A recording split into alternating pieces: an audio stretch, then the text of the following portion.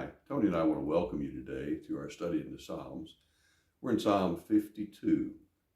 Psalm 52 is a story of someone who is at the bottom of the pecking order of life. That phrase, pecking order, comes from the way chickens behave out in the farm. When the feed goes out, the top dog chicken gets the feed first, and it goes all the way through to the bottom chicken who gets whatever's left over. Well, Psalm 52, this person is at the bottom of the pecking order, and they want to call to account the person who's at the top. Now, the real question for people is, what's most important in life? Is it wealth and power and strength and using whatever means we can to get ahead? Or is it learning how to trust God? Let's enter into the world of the chicken yard and let's see how we are to respond. People on the bottom of the pecking order are generally not able to confront the powerful. The powerful only care about people at the bottom if they can use them to further their own self-centered schemes. People on the bottom have historically found their voice in prayer. They have been able to come to God with the reality of their situations. Verses 1 through 4 tell us, "Why do you boast, great one, of your evil? God's faithfulness is eternal. You make plans to ruin others. Your tongue is like a sharp razor. You are always inventing lies. You love evil more than good, and falsehood more than truth. You love to hurt people with your words, you liar." Right. This is a story of the person coming to God, maybe in the only place where they have a voice, and that is before God. They can't approach the big top dogs, but they can talk to the greatest of all, God. And so here's the description they have.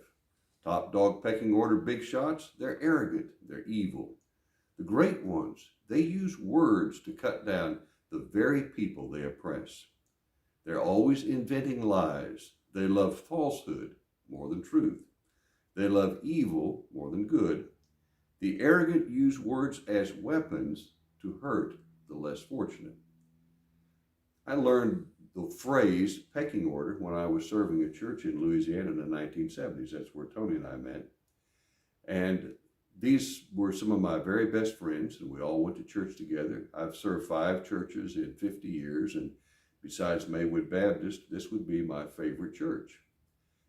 However, I found something out about these bottom of the pecking order people, and that is when they came to church, they had their own pecking order too. And there were top dogs, and there were sort of the bottom feeders or the bottom people of the order. When we think about the kind of accusations that we've just read from this psalm, one thing we want to note, we don't want to be like the big shots, okay? So if we're not going to be like the big shots and use their methods on other people that we can impose our will on, what are we going to do? Let's read on. The person at the bottom of the pecking order speaks as if he or she is the bailiff who reads the verdict of the judge. Verses 5 through 7 say, "So God will ruin you forever.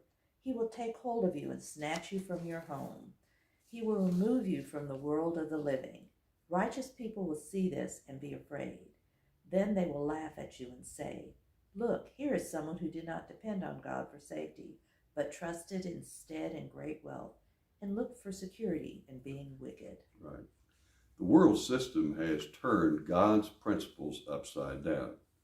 We've made dishonest speech, harmful behavior acceptable, not just in the here and now, but for centuries. The person who knows and does God's will also knows the end of the so-called great ones. The king of Babylon was once great, and he ruled with great terror throughout the Middle East. Here's how Isaiah described his end.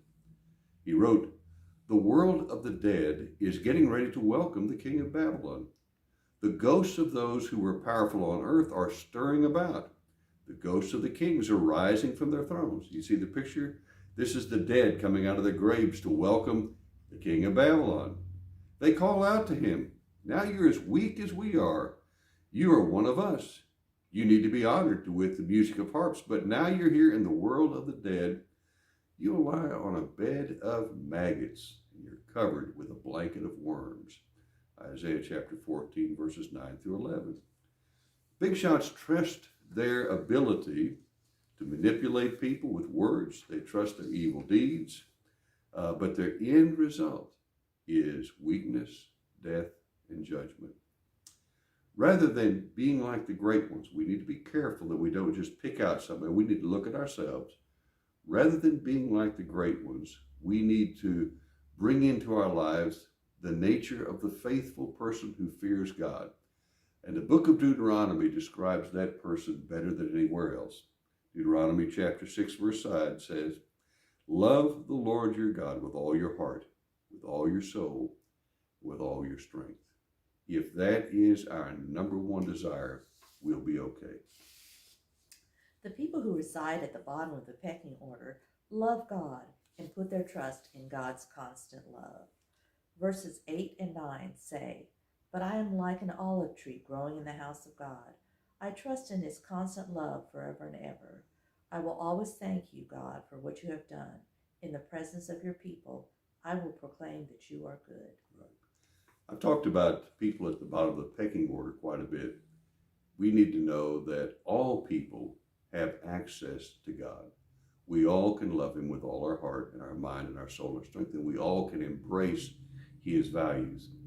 If we do that, the words of Psalm 1 are true for us. They are like trees that grow beside a stream, that bear fruit at the right time, whose leaves do not dry up. They succeed in everything they do. Psalm 1 verse 3. And that's actually the basis of what we're talking about here in this psalm. He says, I'm an olive tree planted by God. Well, I'm that tree that God made to succeed. What can we learn from praying and thinking about Psalm 52? Jesus made it clear. For what will it profit them to gain the whole world and forfeit their soul? Or what can a man give in exchange for his soul? Mark chapter 8, verse 36 and 37. We need to look at that. The great ones in our world, all the people that we've fallen over in the magazines and in the news media, the great ones need to put their value in the things that are most important. And we who are not the great ones, we need to do the same thing. We trust God with all our heart. We fall into a relationship with him. Another thought is people who are at the bottom of the pecking order, people who really do suffer in this world and have difficulties, they have a God who knows and understands. The Bible is full of these thoughts from the very beginning to the very end. We can come to God with our pain, our hurt, our grief. He will hear us, but he will also lead us to the best thing that there is, and that is to trust his loving kindness, his grace, and his love, and live with him. Thank you so much for being a part of this today. If you got a prayer request, send me an email, bspread49@gmail, private message me on Facebook. Tony and I'll pray for you. We'll ask the church to do the same. God bless you. Have a great day. See you tomorrow.